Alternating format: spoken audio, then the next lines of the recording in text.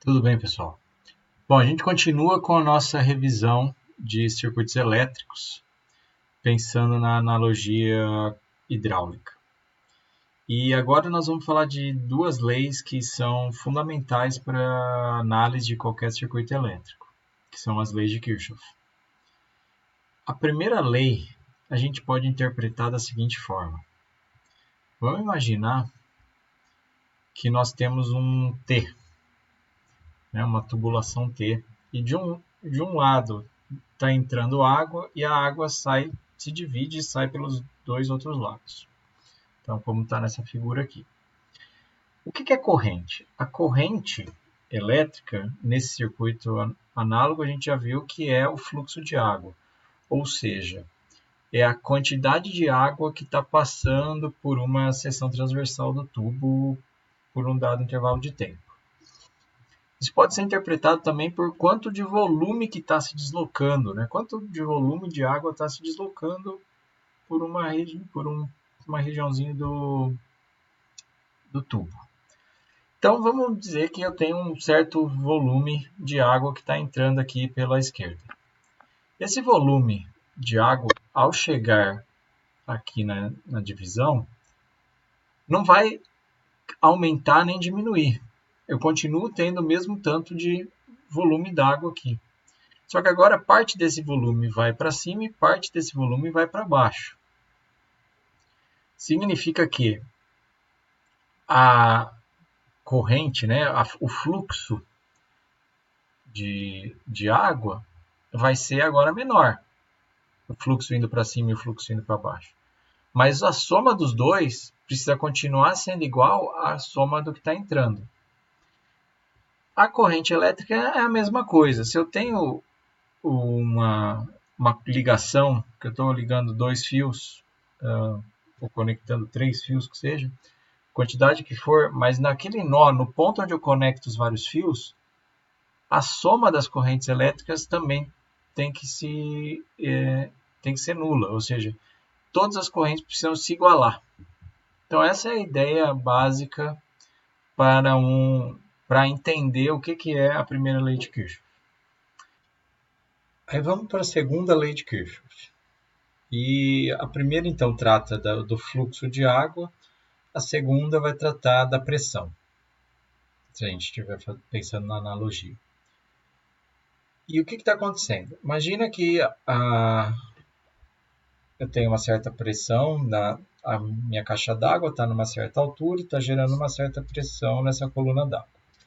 Quando a minha água vai se deslocando aqui nesse tubo, e aí quando chega na torneira, eu tenho lá o registro, né, a válvula. Isso daí é como se eu tivesse um aumento, uma redução ou aumento no tamanho, no diâmetro do tubo. Ou seja, como a gente já viu no vídeo anterior, isso funciona como uma resistência. E aí é fácil da gente perceber o seguinte, se eu fechar a válvula, fechar ela inteira, de um lado eu vou ter a pressão, toda a pressão dessa água sendo transmitida até aqui, e do outro lado a água vai cair, eu não tenho pressão nenhuma da água. Então eu tenho uma diferença de pressão aqui.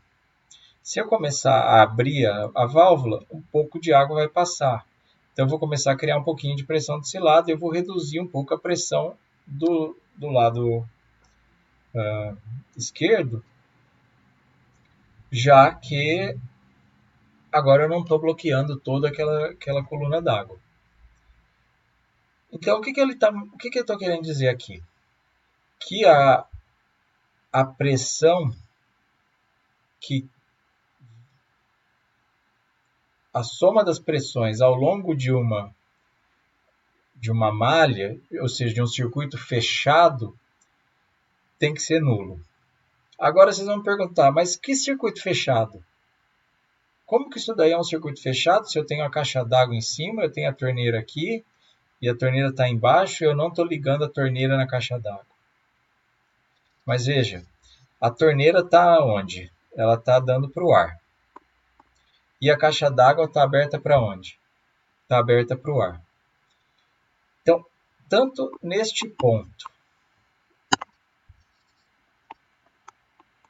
quanto neste ponto, a pressão observada é de 1 atm.